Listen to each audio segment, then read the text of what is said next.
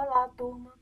Hoje nós daremos continuidade ao sistema digestório, tema da unidade 2, seção 2.2. Hoje nós falaremos da estrutura anatômica e histológica do tubo digestório, ou seja, da parte estrutural e tecidual do tubo digestório. Vamos iniciar falando das camadas que formam a parede desse tubo digestório.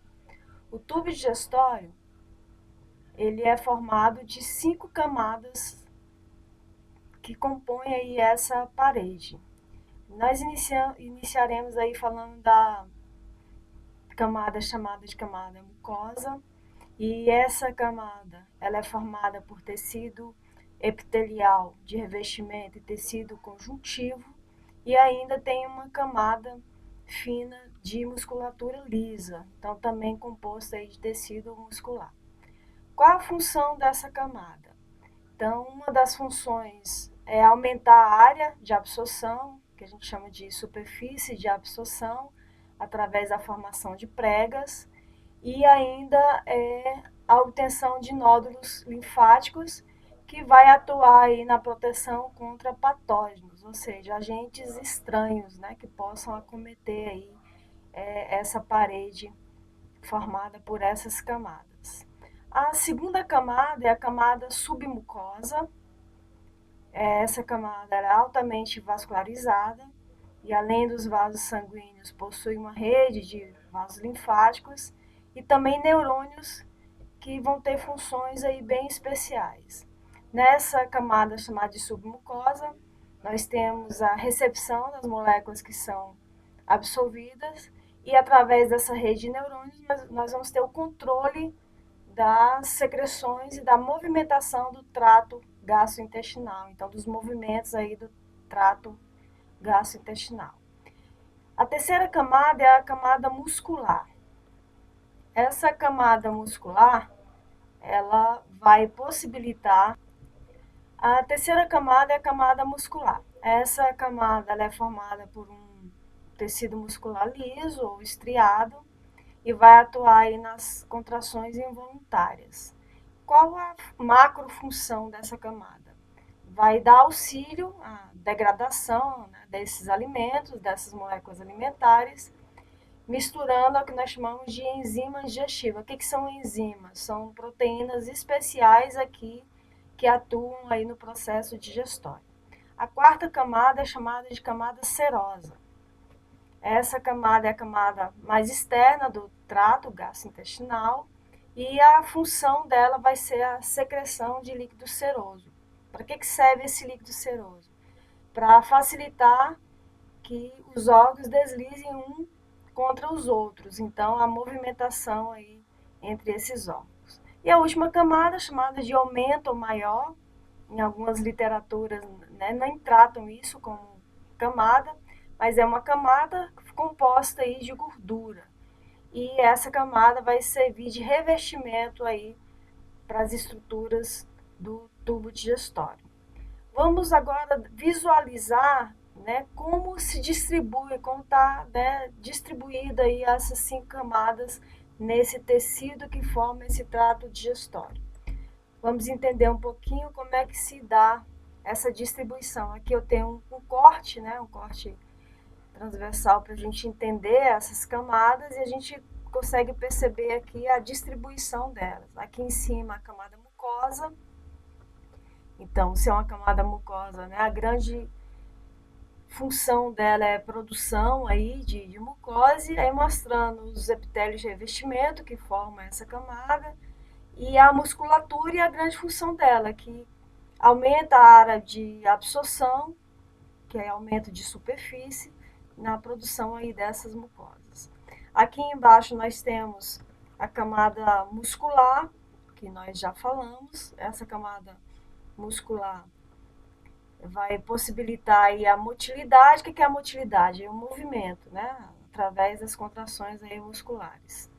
Nós temos aqui a camada submucosa, que nós acabamos de falar, e a camada serosa, que vai servir de revestimento e de suporte. Então aí a gente consegue visualizar como é essa distribuição dessas camadas na formação desse trato digestório.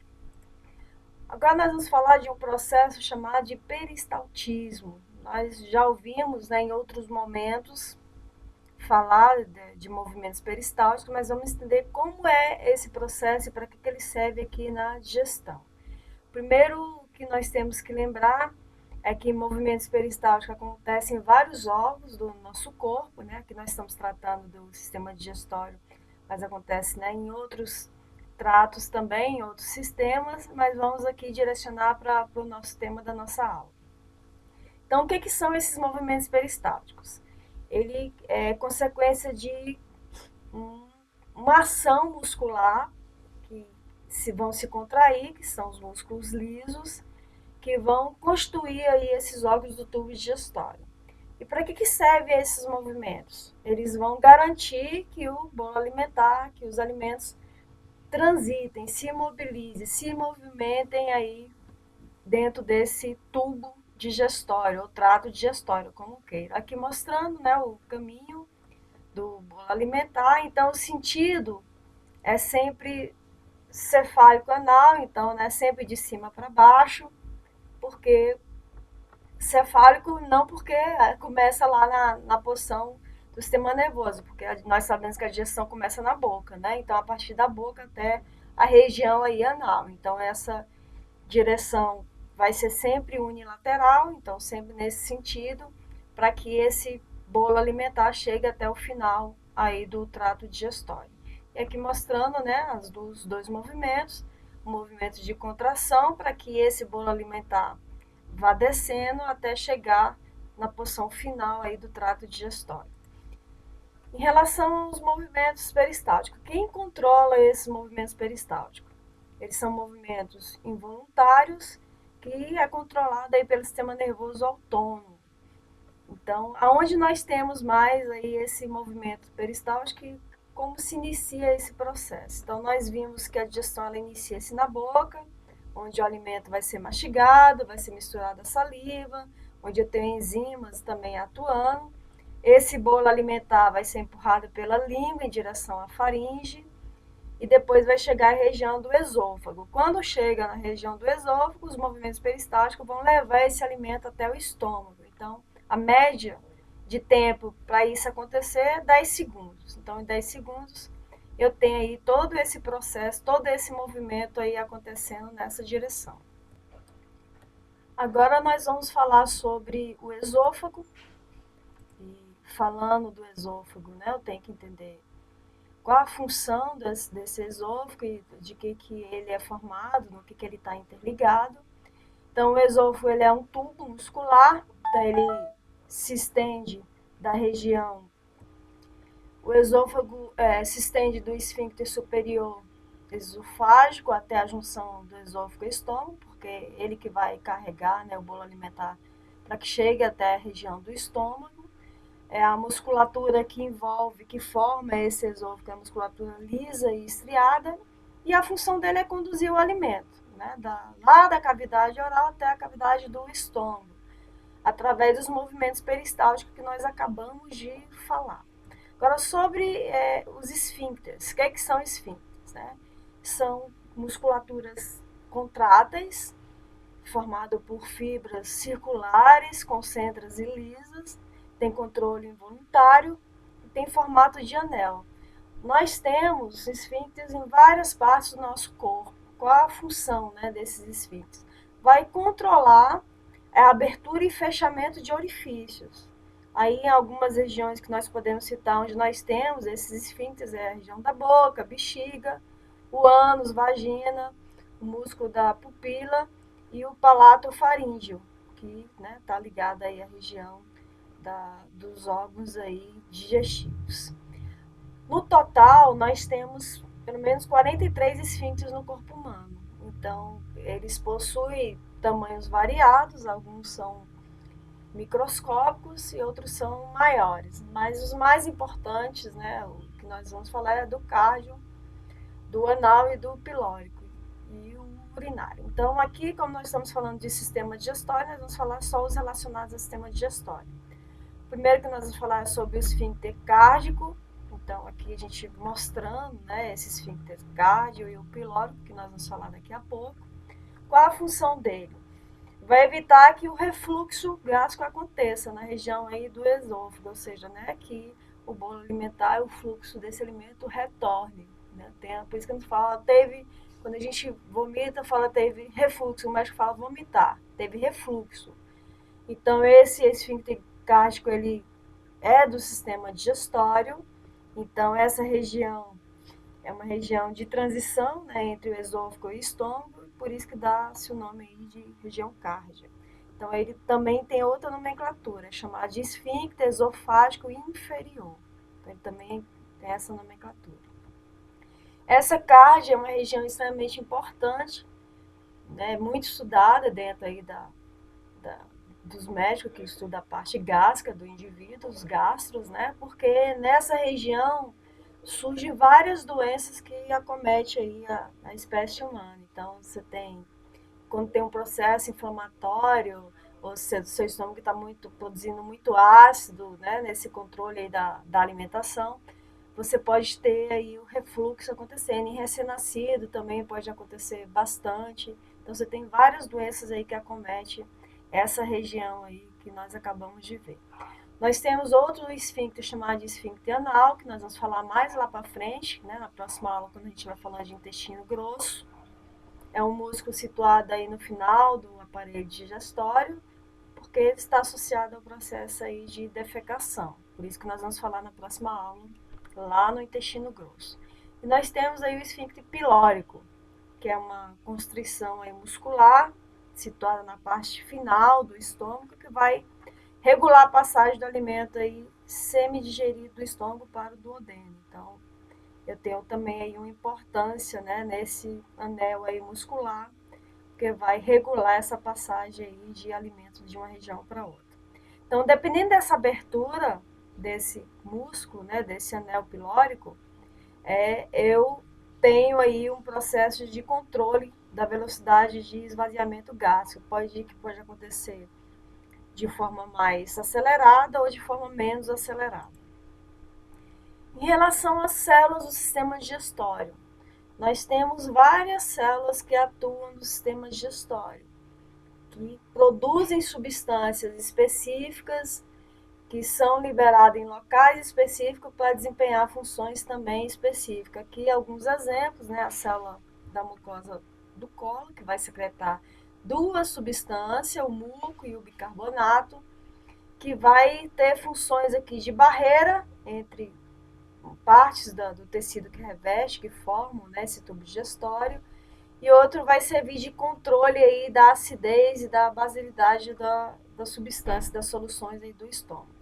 Nós temos as células também chamadas de células parietais, que vai produzir aí, ó, o ácido gástrico, e esse ácido vai formar, estimular a produção de substâncias chamadas de neurotransmissores e de algumas substâncias que vão ativar aí a pepsina, que é uma enzima para matar bactérias, então atuando aí no sistema de defesa. E também essas substâncias vão se combinar à vitamina B12 para aumentar a possibilidade aí de absorção dessa vitamina B12.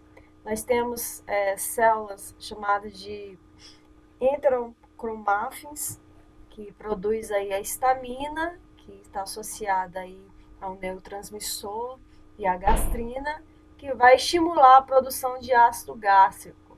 Então, cada célula vai ter uma função específica dentro do processo digestório. As células que nós chamamos de células principais, que vai produzir enzimas, aqui ó, pepsina e a lipase, e vai secretar essas duas substâncias que vai agir aí com neurotransmissores e vai ter a função de digestão de proteínas e de lipídios também.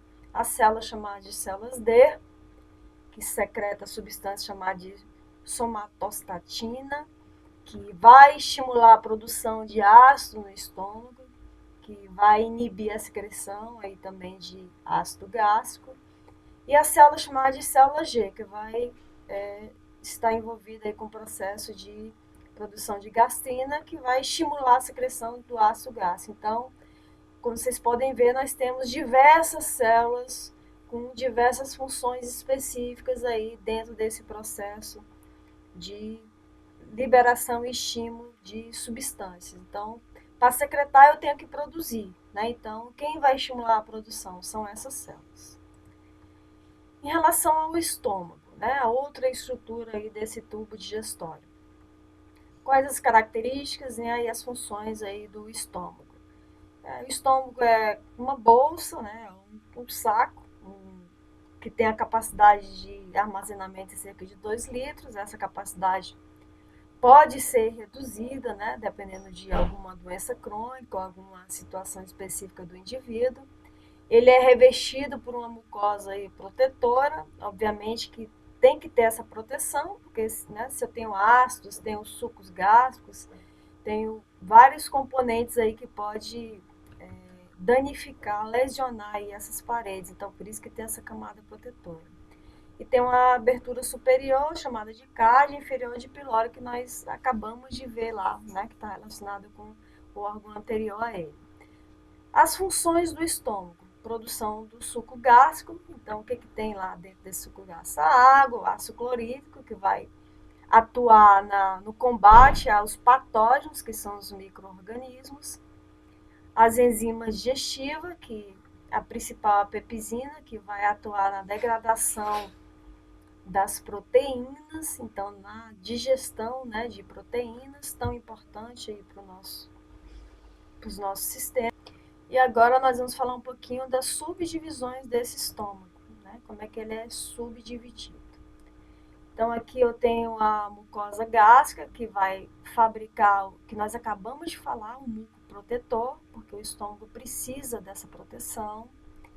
Tanto é que quando nós tomamos antibióticos, né, que são extremamente agressivos aí para a região do estômago, para o trato digestório, o médico passa também a medicação para proteger essa mucosa aí estomacal, para, né, reforçar essa proteção.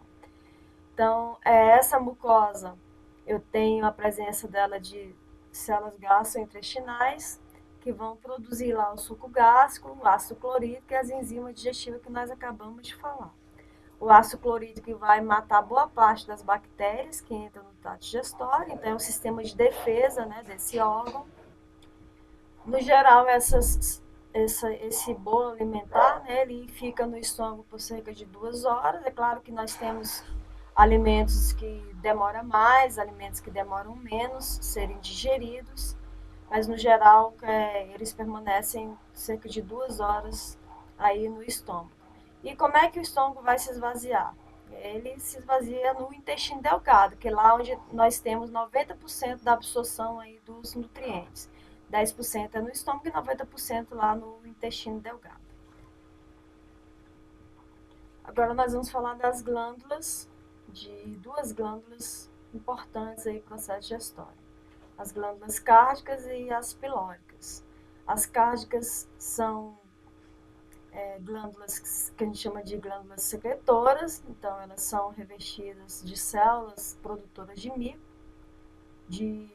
muco, né? O muco que vai realizar lá o processo de proteção que nós acabamos de falar sobre esse processo de proteção. E as glândulas chamadas de pilóricas, então que elas vão secretar muco e também lisoenzimas, que vão atuar aí na secreção de gastrina.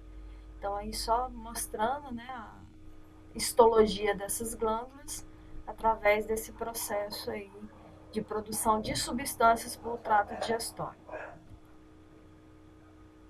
Falando em glândulas, nós vamos começar a falar dos hormônios, né, que são os hormônios regulatórios desse processo aí digestório.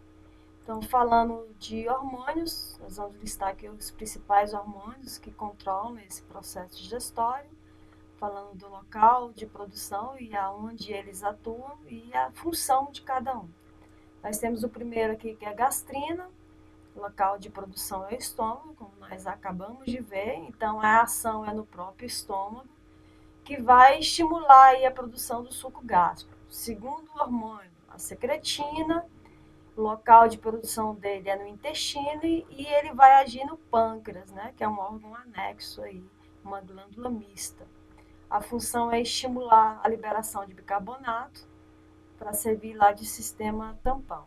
O outro hormônio que nós temos a colecistoquinina, que é produzido no intestino e age no pâncreas e na vesícula biliar, que vai estimular a liberação da bile pela vesícula biliar e também a liberação de enzimas pelo pâncreas. O que são enzimas? São proteínas especiais, aqui proteínas que atuam no processo digestório. E o último hormônio chamado de interogastrona, que é produzido no intestino e tem ação aí no estômago, inibindo aí os movimentos peristálticos e estomacais. Então, né, inibindo esse processo aí de movimentação dos músculos para a passagem aí do bolo alimentar. Em relação às enzimas, nós falamos de muitas enzimas, né, mas vamos ver quais são essas enzimas e o local de produção e aonde elas atuam, de que forma que elas atuam. Então, a primeira enzima digestória aqui é a pitialina, que são produzidas nas glândulas salivares.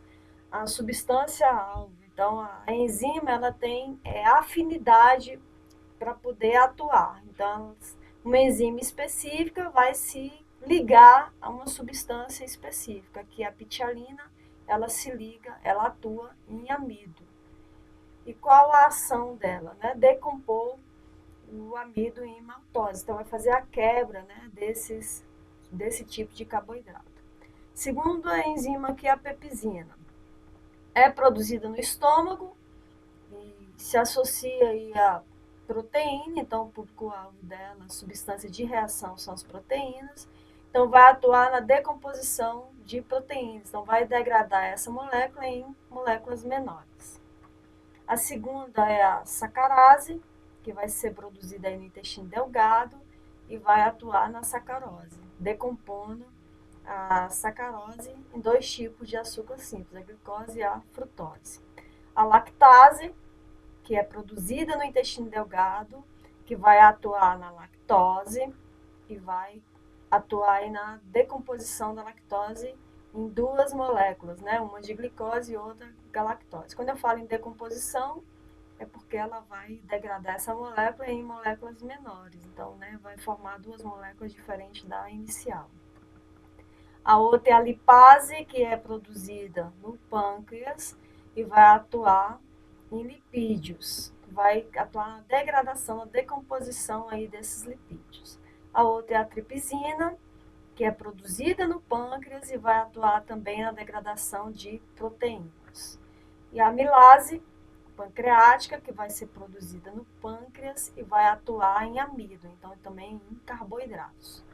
A maltase, que vai ser produzida no intestino delgado e vai atuar em maltose para decompor ela aí, a maltose, em glicoses livres aí para ser utilizada. E a outra é a peptidase, que vai ser produzida no intestino delgado e vai atuar na fragmentação aí de proteínas. O que a gente percebe com isso? Que cada tipo de enzima vai atuar em um tipo de macromolécula, em uma substância específica. Uma vai atuar na proteína, a outra vai atuar em um tipo de carboidrato, a outra vai atuar em lipídio. Então, cada tipo de enzima vai atuar numa macromolécula específica para que, de fato, a digestão aconteça. Em relação ao intestino delgado, nós já falamos de estômago, né? Já falamos dos outros órgãos, agora vamos falar um pouquinho do intestino delgado. O que eu tenho que saber do intestino delgado? Primeiro que 90% da absorção de nutrientes acontece no intestino delgado, 10% no estômago e 90% no intestino delgado. Como é que ele é dividido, né? Quais partes que ele é formado? Ele é formado do duodeno, né, da região do jejum e do íleo. Então, o duodeno é a parte mais larga e mais extensa do intestino. Nele são lançadas lá as secreções do fígado e do pâncreas, que são duas glândulas anexas. Então, nessa primeira porção do intestino, nós vamos ter a digestão, que a gente chama de digestão química, que vai ter a ação da bile, que estava lá armazenada, né, na vesícula biliar. do suco pancreático e do suco entérico, ou intestinal, que vai atuar sobre o quimo, que é o suco alimentar, né? O que foi transformado aí o bolo alimentar, que está vindo lá do estômago. Porque nós temos uma sequência, né? Passou lá no esôfago, foi para o estômago, agora chegou no intestino. Ao término desse processo, nós temos aí um líquido viscoso de cor branca chamado de quilo. Então, primeiro era quimo, depois passou a ser chamado de quilo. Agora vamos dar uma olhadinha aqui, né, no jejum e no ilho, nas duas outras porções desse intestino. Então, a digestão vai continuar e, obviamente, parte desses nutrientes vai ser absorvida aí pelo sangue. Então, as células vão receber através do sangue esses nutrientes. E, obviamente, o que não for aí absorvido vai ser eliminado, que nós vamos falar na próxima aula desses outros resíduos, né, da digestão, que estão lá no intestino grosso. Em relação ainda ao intestino delgado, o que acontece? O intestino delgado, ele tem células especiais, células que formam o que nós chamamos de microvilosidades ou vilosidades. O que são isso? São invaginações da parede da membrana, são microvilos que vão aumentar a área de absorção do intestino delgado. Por quê? Se nesse tecido que forma o intestino delgado eu tenho células com essas especializações, eu vou aumentar a superfície de absorção dessa região. Porque se 90% dos nutrientes são absorvidos aqui, esse tecido tem que ser um tecido formado de células especiais, que tem essa potencialidade de aumentar a área de absorção. Aqui falando, né, de uma forma geral das suas funções, então o intestino delgado ele atua no movimento, na motilidade. E para que ele atua nesse movimento? De que forma que ele atua? Primeiro, ele vai misturar os alimentos a algumas secreções, a algumas substâncias. A mistura do químico com secreções biliares, gáseas e entéricas, que nós acabamos de ver. Aí nós temos a renovação desse contato desse químico que foi formado com a mucosa para poder passar adiante esses nutrientes, né? Que vai passar aí o que não for absorvido para o intestino grosso. E além disso, ele vai regular a tonicidade e o pH do químico. O que é isso? Regular a acidez, né? O que a gente chama de pH, acidez ou basilidade desse químico, que a gente chama de sistemas aí de controle de pH. A escala de pH varia, né? Nós temos uma variação aí, e o intestino tem, né, uma quantidade X de pH para ele funcionar, de acidez para ele funcionar.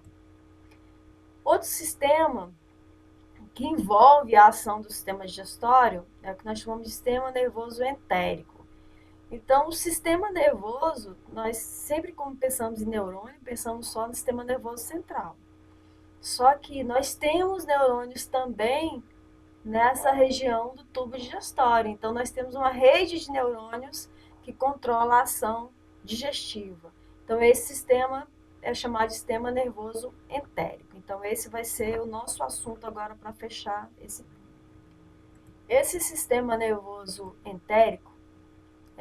É como se fosse o nosso segundo cérebro.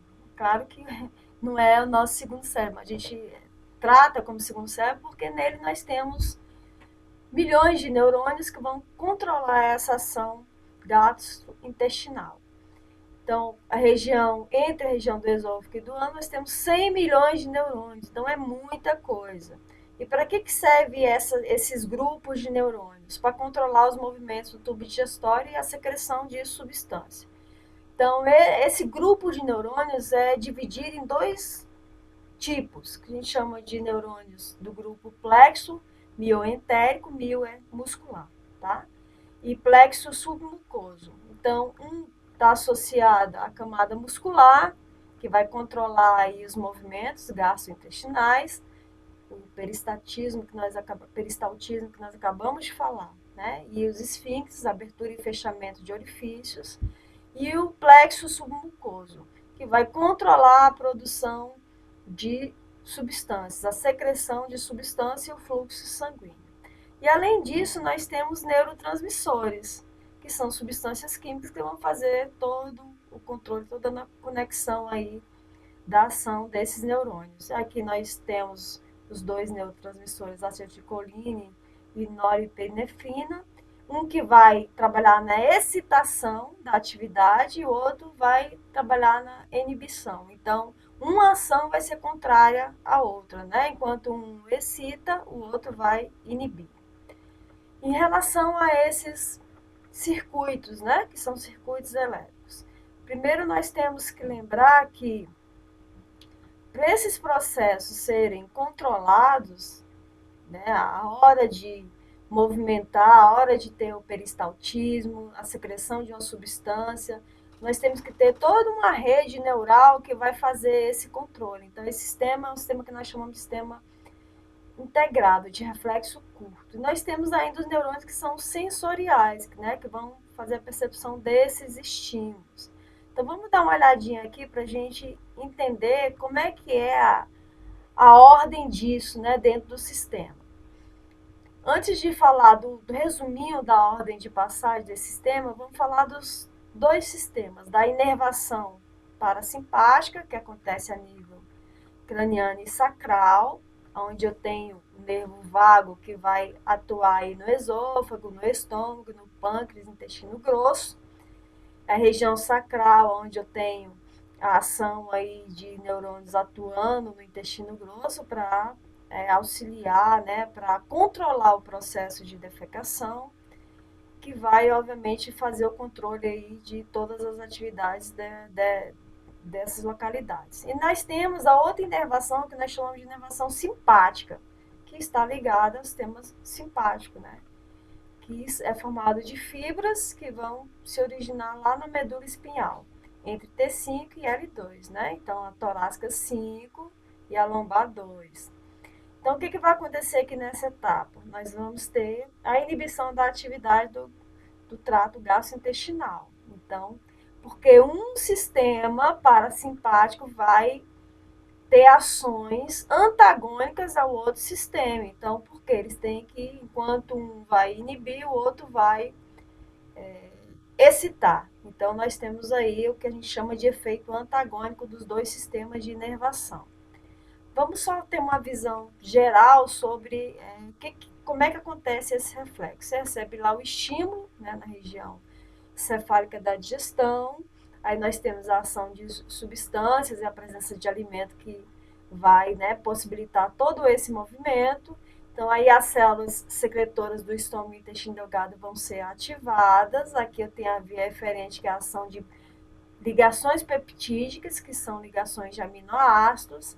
Nós temos os órgãos efetores, aí ações do músculo liso, das células exócrinas, que vão fazer a secreção de substâncias para fora do local de produção, e as células que são endócrinas, que vão lançar substâncias na corrente sanguínea. E o sistema nervoso controlando tudo isso. E qual a resposta a esse caminho?